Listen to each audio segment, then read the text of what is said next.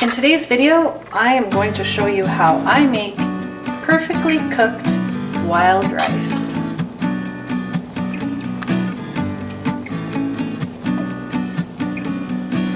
Hi everybody, I'm Jessica J, and if you've never been here before, I have a YouTube channel about urban gardening and also about cooking. Today, I want to show you how I make wild rice. The rice I'm talking about today is this one here, Northern Wild Rice. Some people call it Canadian rice because it's grown in Northern Ontario, Manitoba, Saskatchewan, and Alberta. But it does also grow in some northern states of the United States as well.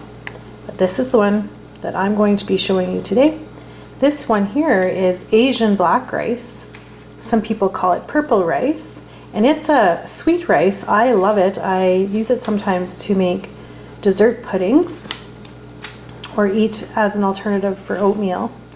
Both these rices are gluten-free, but this one here will have a different cooking method than the one I'm going to be showing you here today.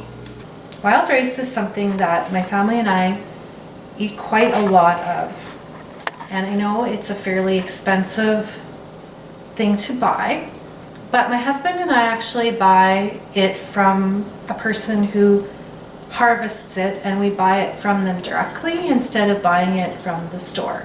And we find when we do that, we pay about half the price of what we would normally, and we actually buy it by the 50-pound bag.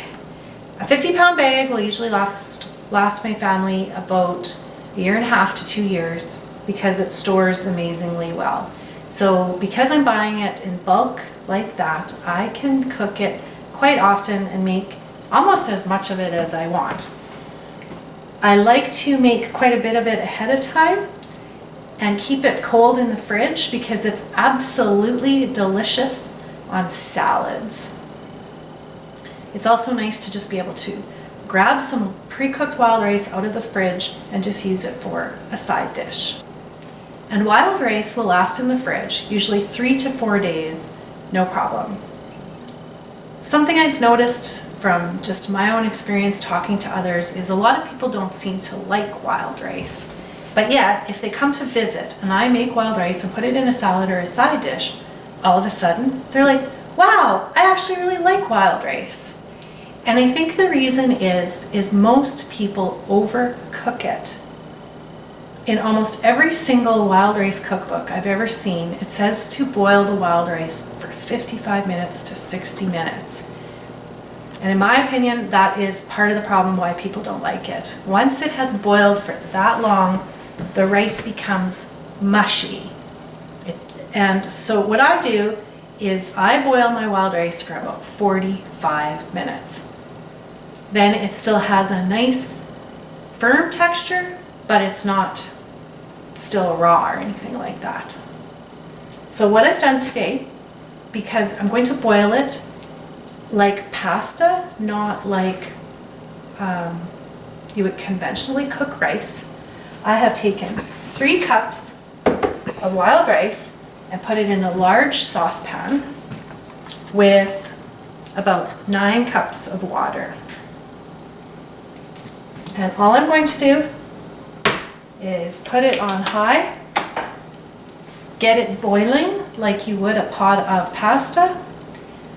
Once it's boiling, I might turn it down a little to medium or medium high and put the lid on.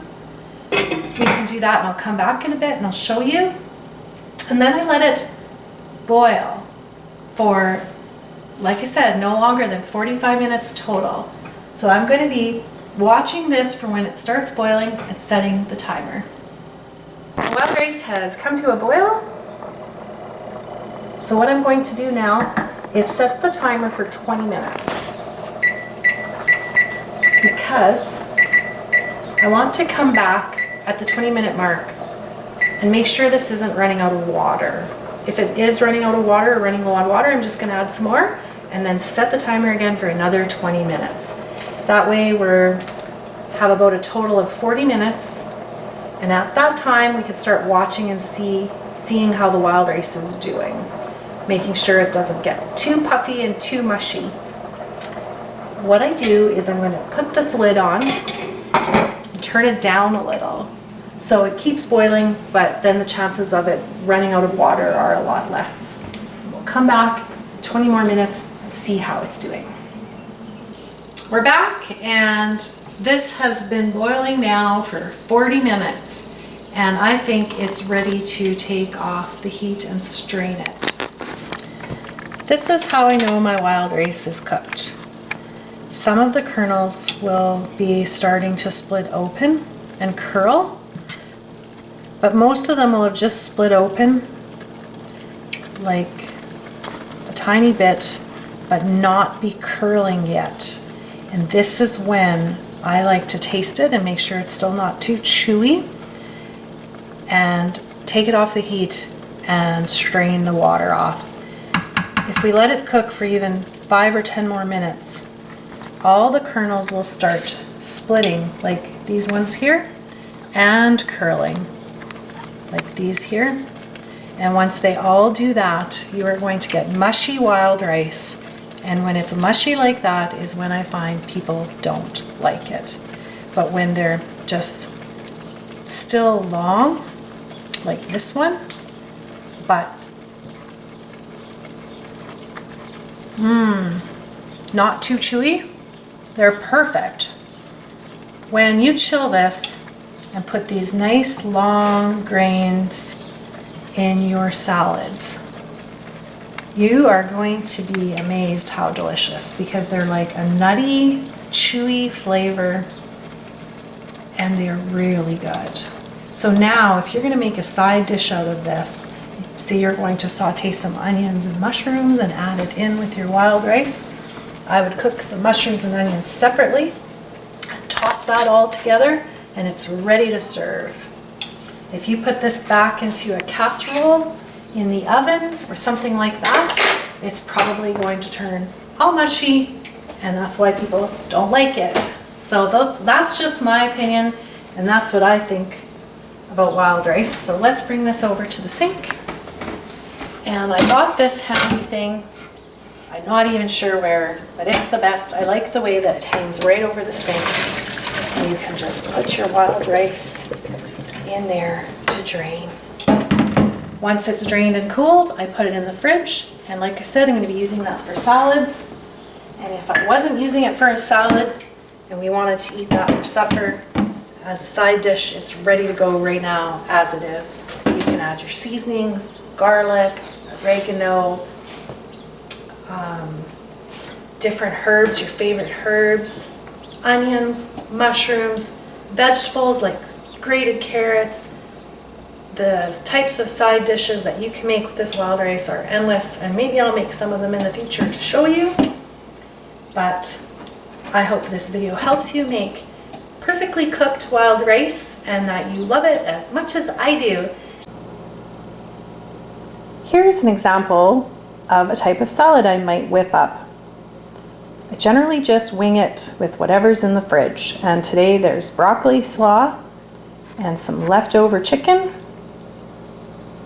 So I've got my chicken chunks, and what I did to make a dressing was use some olive oil, tiny bit of vinegar, some salt, not too much salt, fresh garlic, and it is delicious.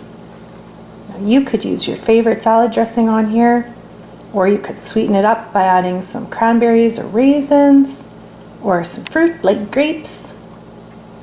But most of all, don't forget that perfectly cooked wild rice. My daughter is home visiting today because she's not feeling well at all. But she won't let me show you her face, her pretty face. Say hello. Hi. So she's like, there's nothing to eat here, Mom, and I'm starving. So I am going to show you something else that I do with wild rice that I like to make ahead of time. So this is what I have done for my starving daughter. because she's hungry and I had to be fast. So what I did was I have soup in the freezer ready to go. That all I did was run the freezer bag under warm water for a couple seconds, long enough to pop the frozen soup out into a saucepan. And it didn't take long to defrost, and now it's nice and hot. And I'm going to add some of that perfectly cooked wild rice I made just 2 days ago. This is all I have left actually. And I'm going to add about half of a cup of it to the soup, just a minute or two before we serve it.